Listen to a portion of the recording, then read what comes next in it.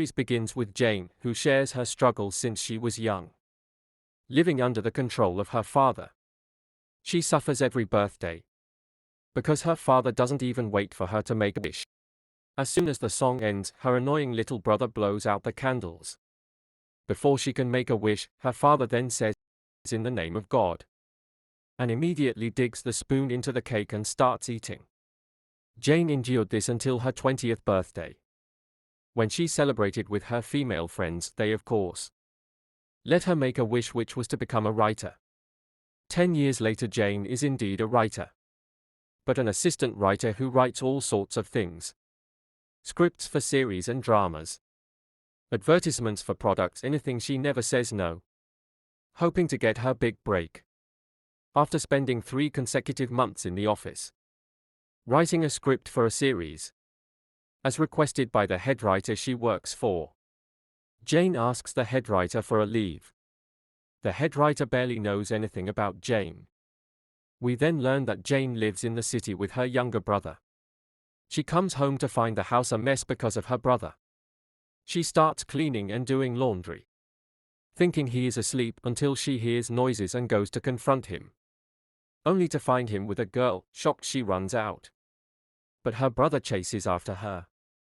She trips and falls, telling him she didn't see anything, and that she'll take a walk and come back. He tells her she misunderstood and introduces her to his wife. Jane is stunned and asks who his wife is, calling him an idiot and a failure. She's about to turn 30 and is still single. Her brother then reveals he got married 4 months ago. Because his girlfriend is pregnant, their parents arrive, and we see that their father is very concerned about his son's wife. The father insists that they must all live together, but Jane and her brother refuse as they don't get along. Her brother is irresponsible and a failure, but their father says there's no other solution.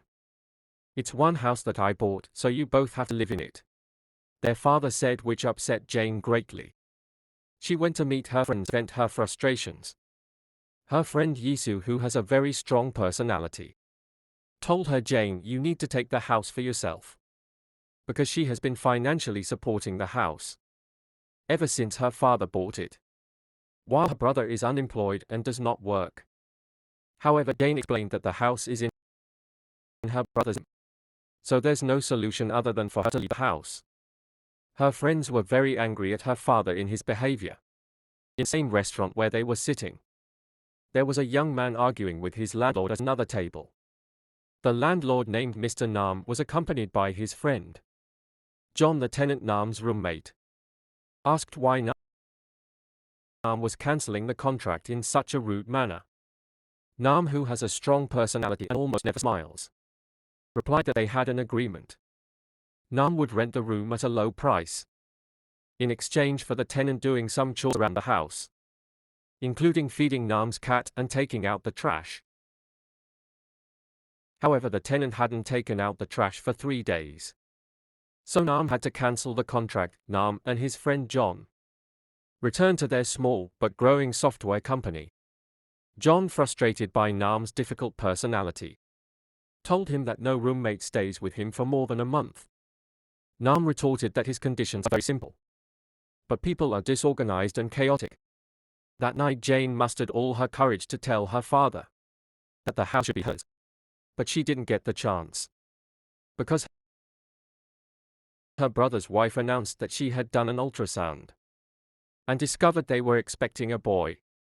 This delighted their father, who was now willing to spoil his daughter-in-law throughout her pregnancy, further crushing Jane's chances. Jane's friends were heading home, but she didn't want to go back. She suggested to Sue that they go out and have fun instead. Sue asked, "Since when do you want to do that?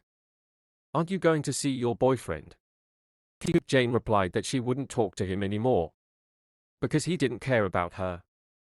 However, as soon as she saw Kitty Coot looking innocent, she went with him.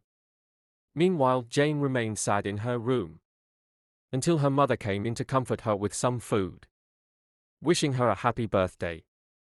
It was her 30th birthday, and her mother, who had been saving money behind her father's back, gave it to Jane, knowing what her daughter would go through.